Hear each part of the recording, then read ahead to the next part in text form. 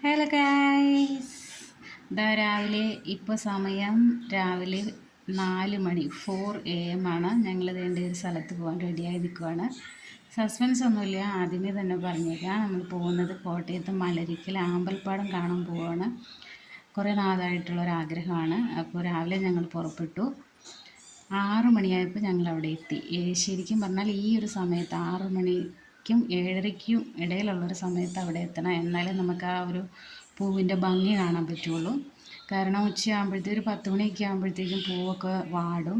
മാത്രമല്ല നമുക്ക് വഞ്ചിയിൽ വെയിലത്ത് വയലിൽ ഇറങ്ങാനും പറ്റില്ല.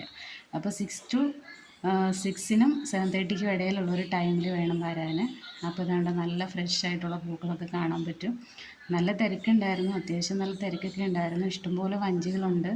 ഒത്തിരി ചാർജൊന്നുമില്ല. ഇടയ്ക്ക് ഞങ്ങൾ മഴയൊന്ന് ചെറുതായിട്ട് ചതിച്ചു, എന്നാലും പക്ഷെ കുഴപ്പമില്ലായിരുന്നു. പെട്ടെന്ന് തന്നെ മഴ മാറി. നല്ല ഭംഗിയുള്ള സീനറിയും കാര്യങ്ങളൊക്കെയാണ്.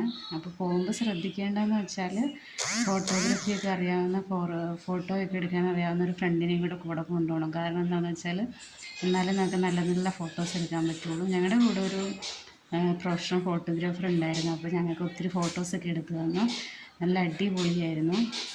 നല്ല ഭംഗിയാണ്. ഒത്തിരി ഏക്കറിലിങ്ങനെ ആമ്പൽപ്പൂക്കൾ ഇങ്ങനെ വിരിഞ്ഞ് നിൽക്കുന്നത് കാണാൻ നല്ല ഭംഗിയാണ്. അപ്പോൾ വഞ്ചി തുഴയുന്ന ചേട്ടന്മാർ നമ്മൾ കറക്റ്റ് ലൊക്കേഷനിലൊക്കെ കുറേ നേരം നിർത്തിയൊക്കെ തരും ഫോട്ടോസ് എടുക്കാനും വീഡിയോസ് എടുക്കാനും ഒക്കെ. പിന്നെ സാരിയൊക്കെ ഉടുത്തിട്ട് ചെയ്യണം എന്നുള്ളവർക്ക് അങ്ങനെ ചെയ്യാം. അവിടെ ഒരു റെസ്റ്റോറൻ്റ് ഉണ്ട്. അപ്പോൾ അവിടെ ഡ്രസ്സ് ചേഞ്ചിങ്ങിനൊക്കെ ഉള്ള സൗകര്യമുണ്ട്. അത്യാവശ്യം നല്ല മേക്കപ്പ് ചെയ്യുകയോ ഡ്രസ്സ് ചേഞ്ച് ചെയ്യുകയോ ഒക്കെ ചെയ്തിട്ട് ഫോട്ടോസൊക്കെ എടുക്കാം. അപ്പോൾ ഞങ്ങളുടെ യാത്ര കഴിഞ്ഞതുകൊണ്ട് ഞങ്ങളാകെ ടയേർഡായി. അതുകൊണ്ട് ഞങ്ങൾ അവിടുന്ന് കുറച്ച് ആമ്പൽപ്പൂവൊക്കെ വാടി. ഞങ്ങൾ 2 പേരും ആകെ ടയേർഡായി. അപ്പോൾ വേറൊരു വീഡിയോ തീരത്ത് ചായുന്ന